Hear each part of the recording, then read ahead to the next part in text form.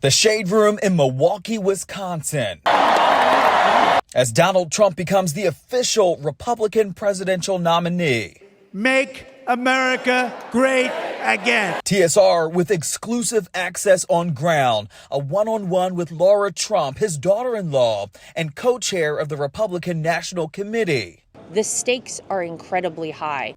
And what the black Trump supporters we did see, I feel Mr. Trump is a very strong leader, had to say when we asked, why Donald Trump? He's patriotic. I'm Justin Carter here at the Republican National Convention. TSR News. It starts right now. From outside to the inside, on the floor of the Pfizer Forum in Milwaukee, a fired-up Republican Party making it official Thursday night. The floor is divided into several states here, making up over 5,000 delegates that ultimately decide who will be the presidential nominee.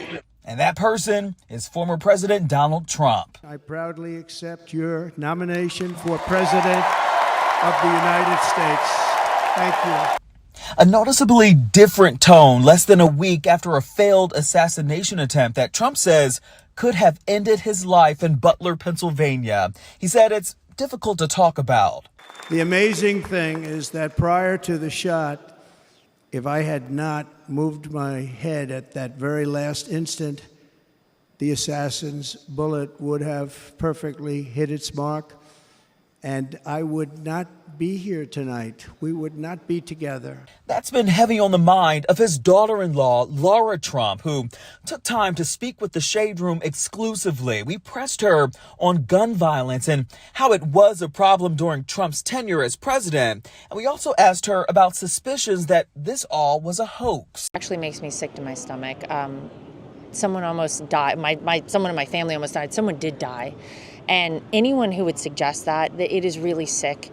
It is really disgusting. And I cannot tell you how absurd something like that sounds. And honestly, sadly, the only reason I can imagine people would say that is just that they feel some level of hatred towards this man. It was a problem when he was in office. It's a problem now.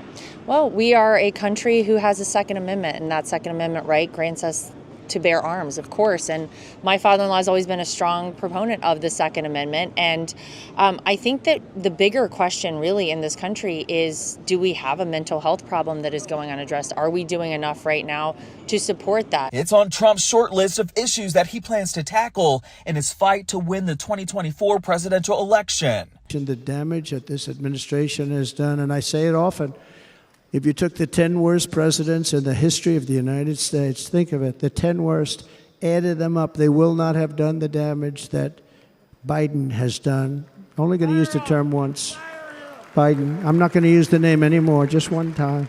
While outlining an agenda to crack down on illegal immigration and his plans to rebuild the economy. Trump also suggested that Democrats cheated during the 2020 election, which has been proven not to be true. Despite that, the Shade Room asked a group of black Trump supporters at the convention why he has their vote. At the end of the day, I'm a Christian and I value Christian values and what God says and how we should live. But at the end of the day, definitely those values that are instilled in the Bible, and that really makes all of our lives better. And so it's not about a candidate like that, but a candidate that, from my standpoint, is one that's going to lead and be led by God. We like what he's standing for. He's standing for constitutional rights. He's standing for freedoms. He's patriotic. And he's wanting to help America get back on track. For TSR News, I'm Justin Carter.